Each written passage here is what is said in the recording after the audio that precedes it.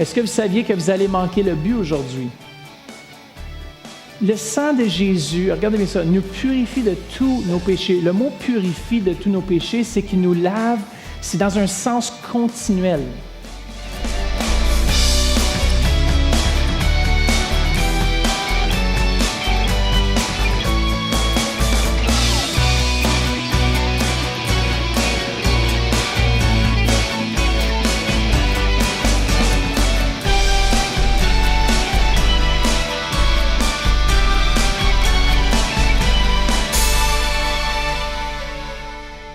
Ce matin, c'est 1 Corinthiens 15:10 qui nous dit ceci, et c'est l'apôtre Paul qui dit cela. « Mais par la grâce de Dieu, je suis ce que je suis, et sa grâce envers moi n'a pas été sans résultat. Au contraire, j'ai travaillé plus que tous. » Écoutez bien ce qu'il dit. « Non pas moi, toutefois, mais la grâce de Dieu qui est avec moi.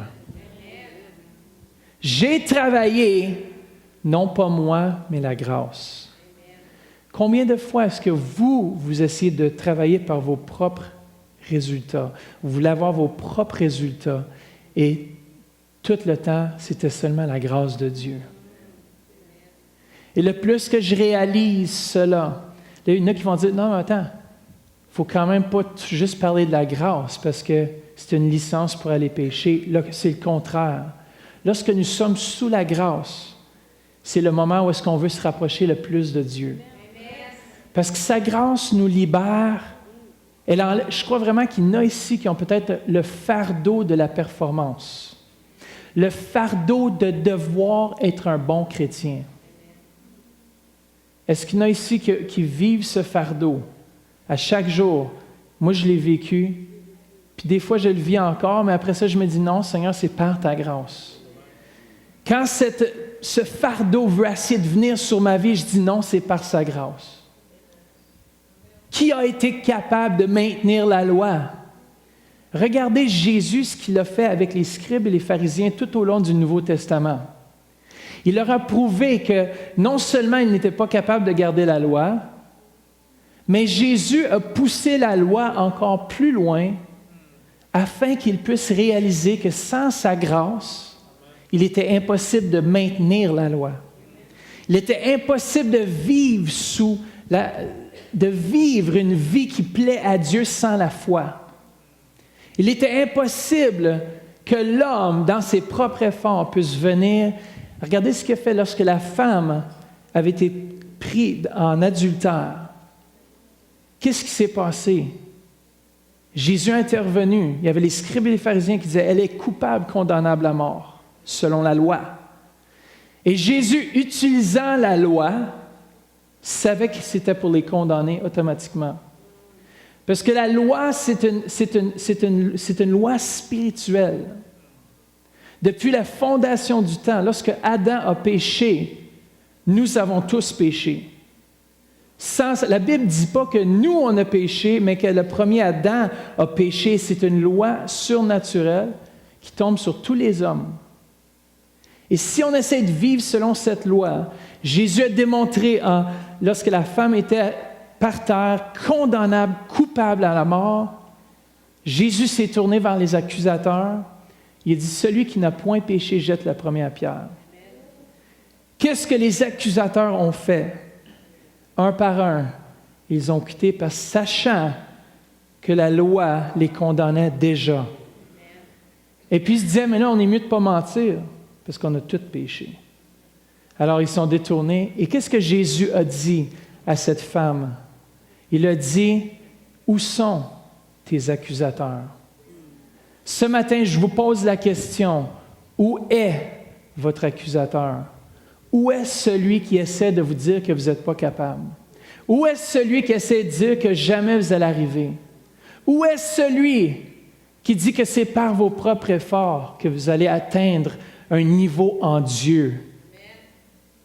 Le plus que je réalise mon incapacité de plaire à Dieu par mes propres efforts, le plus que je découvre, écoutez bien, je découvre la grâce de Dieu. Puis dans la mesure que je vais permettre d'aligner mes pensées. Même, j'ai dit quelque chose d'extrême, la dernière fois que j'ai prêché sur notre relation avec Dieu, j'ai dit, mettez-vous d'accord avec Satan. Là, le monteur, non. Si Satan vient vous accuser, moi je dis, tu as raison, Satan. Tu as raison, peu importe ces pensées-là, j'ai raison, je ne suis pas digne, mais lui, il est digne. Je ne suis pas digne, mais Jésus a accompli les recommandations ou le devoir ou l'obligation de l'acte par son sang. Cette loi, lorsque Jésus est venu, et l'autorité, qu'est-ce que Satan est venu voler de l'homme? C'est son autorité. Vous savez, lorsqu'il a nommé les animaux dans le jardin, il avait l'autorité de sa parole. Elle était efficace. La parole de l'homme donnait la destinée à chaque animal qui ont passé sur la terre. Il a dit au lion, toi tu es lion et tu es le roi de la jungle. Et puis aujourd'hui, le lion est le roi de la jungle. Et j'aime le lion. Qui est notre roi dans notre jungle? Jésus-Christ. Et puis, qu'est-ce qui est venu voler? Satan, en prenant la forme d'un serpent, est venu et a dit, il a remis la question de l'autorité. Est-ce que Dieu a vraiment dit? À ce moment-là, il est venu chercher l'autorité de l'homme. Et à ce moment-là, je crois qu'il a commencé à régner sur la terre. Il a commencé à régner à ce moment-là. Et Jésus-Christ devait venir comme un homme qui ne succombait pas au péché. Il est venu en tant qu'homme, a vécu une vie sans péché. Et puis, il est arrivé, il s'est présenté, lorsqu'il a dit « tout est accompli » sur la croix et que le voile s'est déchiré, l'obligation de la loi qui nous condamnait, à partir de ce moment-là, si on recevait le don de la justice et l'abondance de la grâce, on pourrait régner en Jésus-Christ. À ce moment-là, il s'est présenté à Sheol, en enfer. Il a dit à Satan, « Donne-moi les clés de la vie et de la mort. Donne-moi les clés. Donne-moi, en autre mot, il a dit, donne-moi l'autorité qui m'appartient. » Et puis Satan a observé, il a dit, est-ce qu'il y a quelque chose en commun? Jésus dit, il n'y a rien en commun avec toi et moi. Donne-moi les clés. Il a pris les clés, il est monté, il a pris tous ceux, même pendant un certain temps, on a vu des hommes de Dieu ressusciter des morts, monter avec Jésus, parce que la mort n'avait plus aucun pouvoir sur lui. Et cette autorité, il nous l'a donnée en Jésus-Christ pour pouvoir régner. Romains 5, 17 nous dit ceci.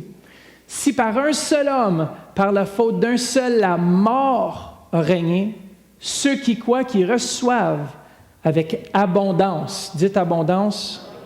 La grâce et le don de la justice régneront à bien plus forte raison dans la vie par Jésus-Christ lui seul. Le mot « régneront » ici, c'est le mot « basilio » en grec qui veut dire être roi ou exercer le pouvoir royal. Moi, je veux régner dans ma vie. Si vous vivez dans la défaite, le péché, la culpabilité, la condamnation, la maladie, l'anxiété, les manquements financiers et des relations brisées, vous ne vivez pas la vie que Dieu a pour vous. À cause de l'offense, un seul, Dieu, la mort a régné, mais à cause que Jésus est mort, par la vie droite, par la justice d'un homme, nous aussi on peut régner en Jésus-Christ. Regardez le contraste. Beaucoup croient qu'ils sont pécheurs à cause qu'ils ont péché, mais comme je dis, la Bible nous dit au contraire que nous sommes pécheurs à cause d'Adam. Puis regardez, dans le même sens, nous sommes devenus quoi? La justice de Dieu, pas à cause de notre propre justice, mais à cause de celle de Christ. Vous savez, les enfants de Dieu parfois sont pris par le devoir de... Mon premier point, c'est de recevoir versus accomplir. On doit recevoir et non accomplir. Parfois, les chrétiens disent, je dois faire, faire et faire. Tandis que Jésus dit, accompli, accompli, accompli. Sa façon n'est pas en accomplissant, mais en recevant. On doit recevoir ce que Dieu a pour vous. Parfois, on prend le système de ce monde de la performance. Moi, je sais à mon travail, si je vendais bien, mais j'étais récompensé avec un plus grand salaire. Vrai ou faux? Si vous travaillez bien dans ce monde, bien, vous allez mériter votre salaire. Puis parfois, on apporte cette mentalité dans le royaume de Dieu. Puis c'est pas souvent notre faute. Parfois, c'est de la façon qu'on a été programmé par ce monde. C'est qu'on doit accomplir quelque chose. Mais non, Pasteur Mathieu, tu veux dire que je peux recevoir la guérison gratuitement? Oui, par la foi. Tu veux dire, j'ai rien à faire pour plaire à Dieu? Non.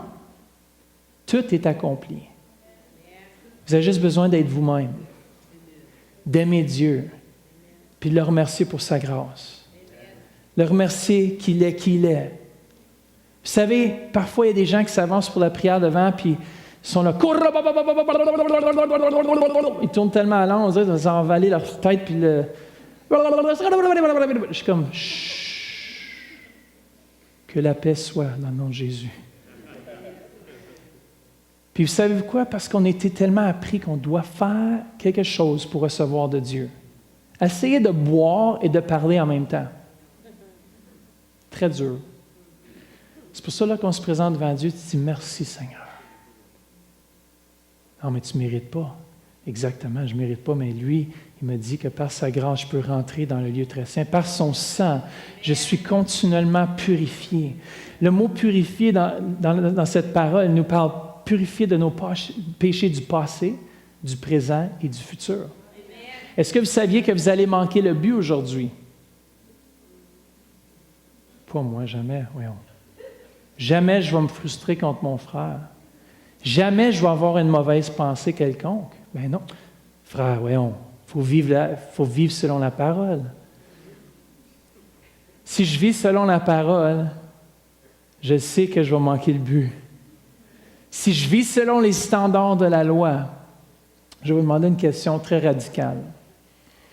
Qui a déjà commis un meurtre? Moi, j'ai commis un meurtre. Ouh, Pasteur Matt.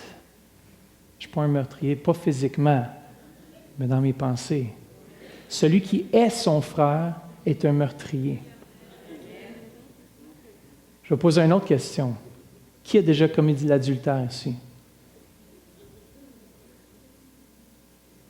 Je penserais que vous auriez saisi.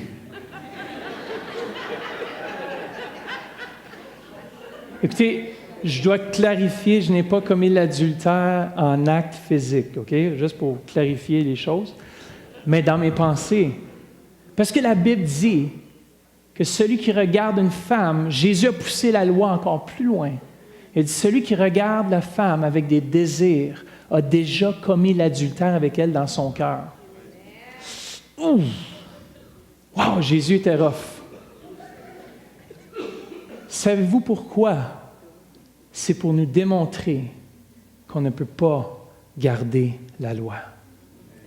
Qu'on ne peut pas garder la loi. Et puis si on essaye, moi, chaque fois que je vois une belle fille sur le trottoir, si je regarde, je dis, OK, elle est super belle, merci pour ta grâce surnaturelle, que je vais regarder tout droit. C'est un merci pour ma femme. Merci Seigneur.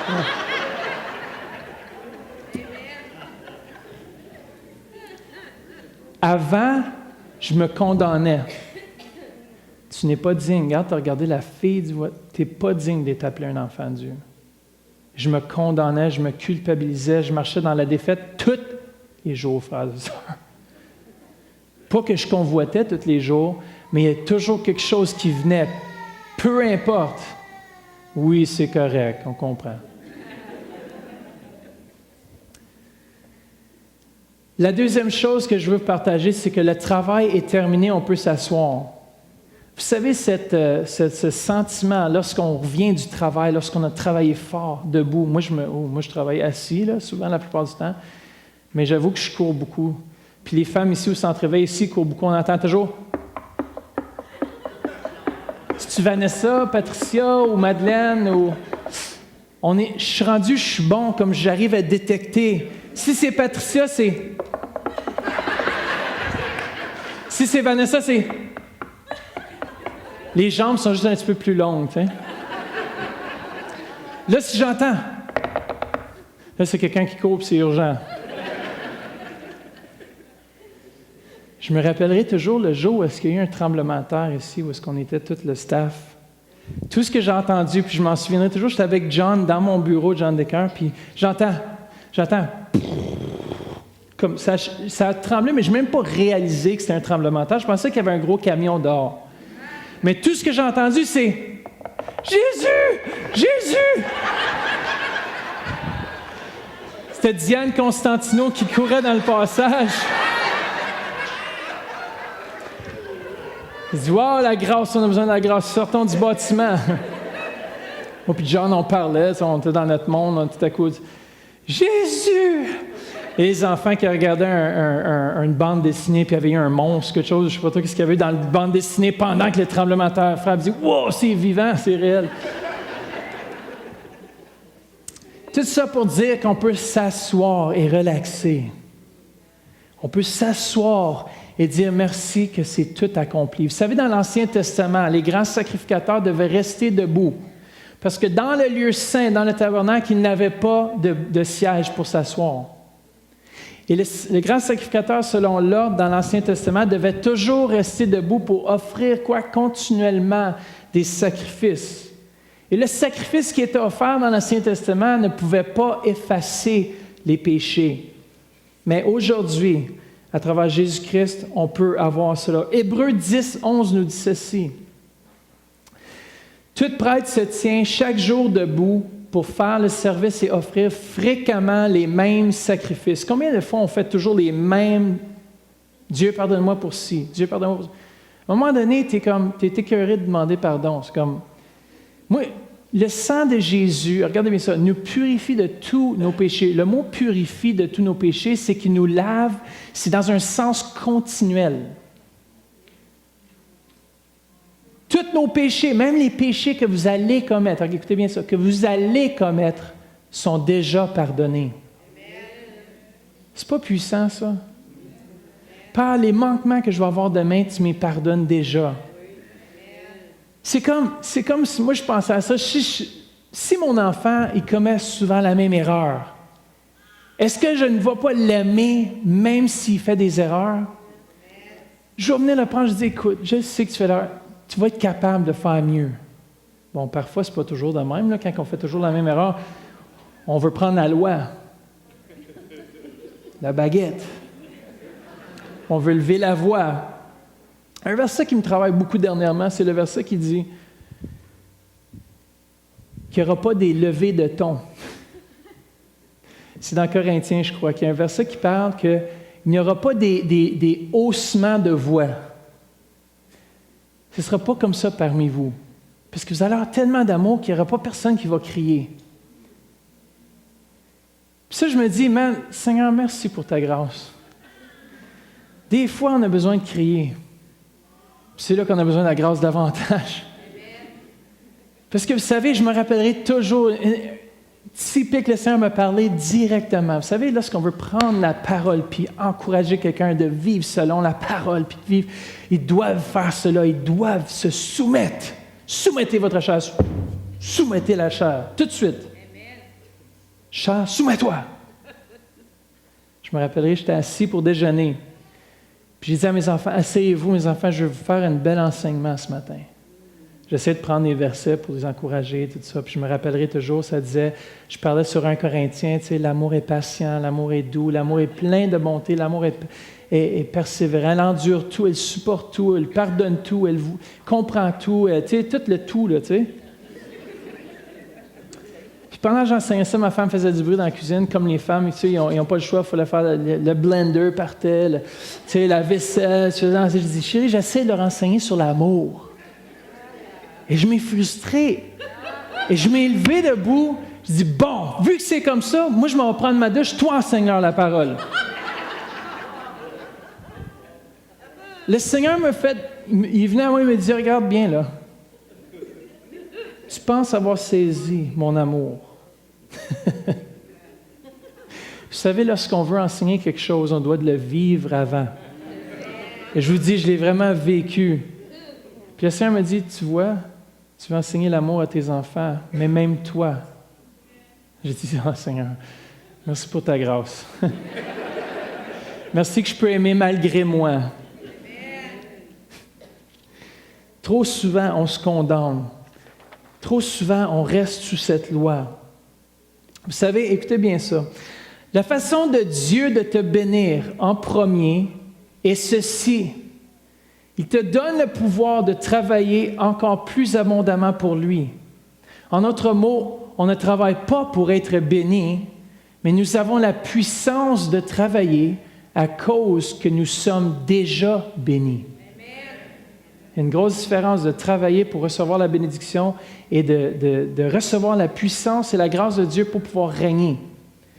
Un autre verset clé, j'ai-tu partagé au début, de Romains 5, 17, c'est ça, qu'ils régneront, ceux qui croient qu'ils reçoivent en abondance la grâce. Ce matin, je prie qu'il y ait une abondance de grâce sur vos vies. Mon troisième point, c'est que la loi a été accomplie. Dites, la loi est accomplie.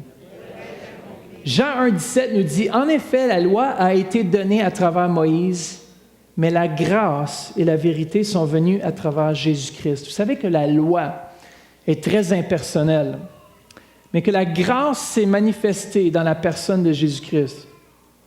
Et qu'aujourd'hui, on peut recevoir cette personne, elle est tangible, on peut avoir une relation avec lui. Et on peut recevoir cette grâce. Vous savez, la grâce n'est pas un enseignement, ni une doctrine. La grâce est une personne. Et tu peux avoir une relation avec. Elle s'appelle Jésus-Christ. Vous savez, regardez, je vais vous donner un exemple de comment est-ce que la loi est accomplie. Vous vous en souvenez lorsque Moïse descendait avec les tablettes de la montagne du Sinaï. Ce n'est pas de la montagne de Sion, parce que la montagne de Sion représente la grâce. Le mont Sinaï représente la loi et l'obligation. Le mont Sion de louange démontre que ce n'est pas à cause de nous. C'est quoi la première chose qu'on fait lorsqu'on loue Dieu? C'est qu'on lève les mains en signe d'abandon. Et puis Dieu dit, ce n'est pas à cause de ce que vous faites. Vous savez, le peuple d'Israël, dans Hébreux 19, verset 8, ont déclaré une phrase qui était très orgueilleuse. Ils ont dit, « Seigneur, fais-nous connaître tes voies, et nous allons les observer. » Et puis, on se dit souvent la même chose aujourd'hui. « Seigneur, montre-moi tes voies, et écoutez bien le dialecte, je vais les observer. » Aujourd'hui, moi, je ne dis plus que je suis capable d'observer la loi, mais j'ai reçu l'abondance de la grâce. Écoutez bien ça. Et le don de quoi? De la justice, afin de régner. Ce n'est pas à cause de mes efforts. Le peuple d'Israël, à ce moment-là, ont changé la loi hébraïque. Ils ont sorti d'Égypte 50 jours auparavant à cause de la Pâque. Vous vous en souvenez, lorsqu'ils ont mis le sang autour des linteaux. C'était la loi de la foi, la loi abrahamique. Et ils ont décidé d'accepter la loi du Sinaï. Un petit peu plus loin dans Hébreu, dans Exode 32, verset 28, lorsque Moïse descend du mont Sinaï, il venait juste de recevoir les belles tablettes que Dieu avait écrites à la main. Tu sais, waouh, moi je serais comme, ouf, qu'est-ce qu'a fait Moïse avec? Il les a lancés, il les a brisés. Vous savez qu'il les a réécrits à la main? Jésus a dit, je l'écris une fois. Maintenant, toi, écris-le. Mais qu'est-ce qui est arrivé? C'est que le peuple d'Israël avait déjà trahi la loi. Ils étaient en train de faire un veau d'or. Et puis mon Aaron qui dit, « Ah, ben, je ne sais pas comment ça s'est passé. Il y a juste un veau d'or qui est sorti du feu comme ça. Je ne sais pas qu'est-ce qui est arrivé. » Non, tu savais qu'est-ce qui est arrivé. Tu n'as pas maintenu la loi. 3000 sont morts ce jour-là. Vous en souvenez? Comparons cela maintenant avec Actes 2, 41. Lorsque la nouvelle alliance en son sang, la promesse d'un esprit, la promesse de notre avocat, cette promesse qui nous dit « vous êtes libres de la loi », est venue par Jésus-Christ. Lorsque Jésus est mort sur la croix, il dit « tout est accompli ». Le voile a déchiré et le Saint-Esprit, à ce moment-là, a quitté l'endroit fait de la main d'homme pour venir habiter dans chacun de nos cœurs. Plus jamais on aurait besoin de vivre ou de performer ou de faire à cause de nous, mais c'était à cause de l'œuvre qu'il avait accomplie sur la croix. Il est venu, et qu'est-ce qui est arrivé à la Pentecôte? Et même aujourd'hui, en Israël, on célèbre la Pentecôte ou la Pâque comme étant le moment où est-ce que Dieu a donné les 10 commandements. Et la nouvelle Pâque, la nouvelle ascension, lorsque le Saint-Esprit est venu, 3000 sont venus à Christ. On voit la loi, ça tue, mais l'Esprit donne la vie. Vous voyez la différence? 3000 sont morts dans l'Ancien Testament, sous Exode 32, et dans le Nouveau Testament, Actes 2, 41, 3000 sont sauvés. Jésus a dit, ce n'est pas la loi, parce que la loi tue, mais l'Esprit vivifie. Amen? Vous savez que Jésus a accompli la loi. Juste dans Galates 3, 11 à 12, ça nous dit ceci. De plus, il est évident que personne n'est déclaré juste devant Dieu dans le cadre de la loi, puisqu'il est dit, « Le juste vivra par la foi ». Or, la loi ne s'appuie pas sur la foi. Elle dit au contraire, « L'homme qui mettra ses règles en pratique vivra par elles ». Jésus a accompli la loi. Dans Galates 2, 21, ça dit « Je ne rejette pas la grâce de Dieu. En effet, si la justice s'obtient par la loi, écoutez bien ça, Christ est mort pour rien. » Colossiens 2, 14 nous dit qu'il a effacé l'acte. Le mot « acte » ici, vous savez, ça veut dire quoi? Ce que quelqu'un a écrit de sa propre main. Il a effacé l'acte qui nous condamnait, rédigé contre nous, qui nous condamnait par ses quoi? Prescriptions, et il l'a annulé en le clouant où? À la croix. Visitez le site web centrereveil.com pour participer à nos services en direct. Pour un don mensuel de 20 $ ou plus, devenez partenaire de l'émission Réveil et recevez le DVD du mois. Vous pouvez faire vos dons en ligne avec Visa et Mastercard ou un chèque par la poste. Et nous apprécions votre soutien.